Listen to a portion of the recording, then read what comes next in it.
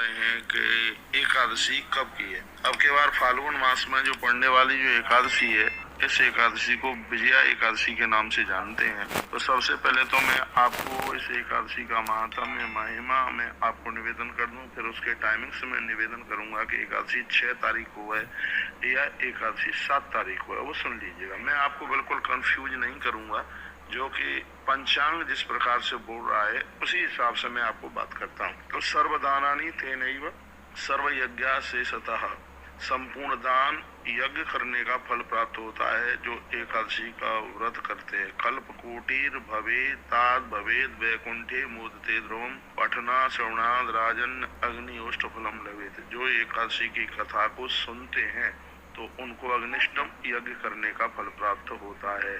अग्निष्ट यज्ञ करने का फल प्राप्त होता है, ऐसा इस ग्रंथों में लिखा हुआ है। तो सबसे पहले तो मैं आपको बता दूं कि इस एकादशी का नाम क्या है। तो फाल्गुनः श्याम सिते पक्षे विजया नाम नामता। तो मैं कहूंगा कि एकादशी जो फाल्गुन के कृष्ण पक्ष में पड़ती है उसका नाम है विजया एकादशी।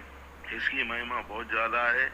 जयम ददाती विजया, आपको हर क्षेत्र में ये विजय देने वाली ये एकादशी है। रावण को जीतने के लिए प्रभु श्री राम जी ने विजया एकादशी का व्रत किया। तो बंधुओं, मातृशक्ति, दादा दादी जो भी व्रत करते हैं, मैं उन सब के लिए कहना चाहूंगा कि अब के बार एकादशी 7 तारीख को पड़ रही है। हर बार एकादशी ज्यादातर ऐसे 2 बार होती है, 6 तारीख को और 7 तारीख को। ये लोग कहते हैं कि गृहस्थ लोगों को एक दिन पहले की एकादशी करनी चाहिए, और मैं आपको कहना चाहूंगा कि गृहस्थ होने से भी पहले आप वैष्णव बनिए, परम वैष्णव बनिए। जो राम कृष्ण के पुजारी हैं उनके लिए दूसरे दिन की ही एकादशी करनी चाहिए। जो राम कृष्ण के प्रति अपार श्रद्धा रखते हैं, नारायण को मानते हैं, भगवान विष्णु को मानते हैं, उन्हें वैष्णव कहते हैं। तो ऐसे लोगों को दूसरे ही दिन की एकादशी करनी चाहिए। यदि आप 6 तारीख को एकादशी करते हैं तो उदिता में तो है 6:30 बजे एकादशी लग रही है उदिता में, और सूर्य उदित 6:41 पर हो रहा है। सूर्य उदित हो रहा है 6:41 पर, तो उस हिसाब से उदिता में तो है, लेकिन ब्रह्म मुहूर्त में दशमी है और दशमी को निषेध करने की बात कही गई है। तो इसलिए मैं आपको कहना चाहूंगा कि 7 तारीख को ब्रह्म मुहूर्त में एकादशी है। 3 बजे से लेके 4:30 बजे तक यदि एकादशी आ जाती है, सूर्य उदित में भले ही ना हो, लेकिन ब्रह्म मुहूर्त में 3 बजे से लेके 4:30 बजे तक यदि एकादशी आ जाती है तो हरि वैष्णव जनों को एकादशी दूसरे ही दिन की करनी चाहिए, क्योंकि उसमें फिर द्वादशी आ जाती है, और जब एकादशी में द्वादशी का मिश्रण होता है तो उस एकादशी की अनंत गुना महिमा जाकर के बढ़ जाती है। वैसे भी अब के बार प्रदोष है वो 8 तारीख को है, शिवरात्रि भी है उस दिन। रात्रि को 9 बज के लगभग 57 पर शिव महारात्रि आरंभ हो जाएगी।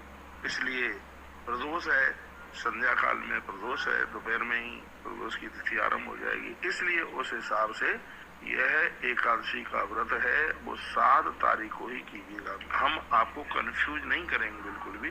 हम लोग व्रत करते हैं, एकादशी मैया को मानते हैं, और आज एक बहुत बड़ी संख्या में लोग हमारी वीडियो का इंतजार करते हैं कि महाराज जी की वीडियो आवेगी, उसको सुन करके फिर हम एकादशी का व्रत करेंगे।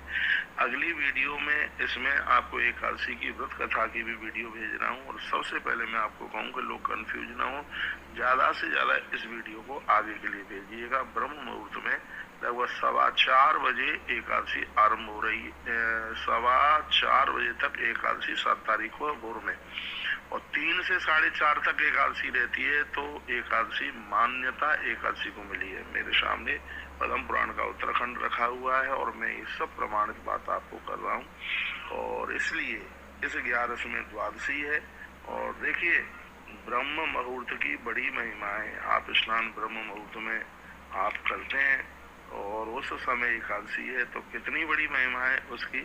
और फिर दिन भर में द्वादशी है, तो इसलिए इस एकादशी की महिमा बहुत ज्यादा है अपने आप में। इसलिए हरि वैष्णव जन जो व्रत है आप 7 तारीख को ही कीजिए। पंचांग में भी, पत्रा में भी जो काशी का पंचांग है उसमें भी 2 दिन की एकादशी लिखी हुई है। उसमें 6 तारीख की भी एकादशी लिखी है और 7 तारीख की भी एकादशी लिखी है। और जब 2 दिन में एकादशी पड़ती है तो हरि वैष्णव जनों को दूसरे दिन की ही एकादशी करनी चाहिए, ऐसा ही विधान है। बहुत बहुत धन्यवाद है आपका वीडियो पूरा सुनने के लिए। एक बार मैं फिर आपको कहूँगा, जयम ददात विजयाम नृपाणाम वै न संशय। कथा भगवान को सुनाई गई है और कहा गया है कि जयम ददात विजया, यह एकादशी आपको हर क्षेत्र में विजय प्रदान कर देती है, विजय दे देती है। इसलिए विजया एकादशी जो कि फागुन के कृष्ण पक्ष में ये 11 पड़ रही है, हर प्रकार से जीव का कल्याण करने वाली है।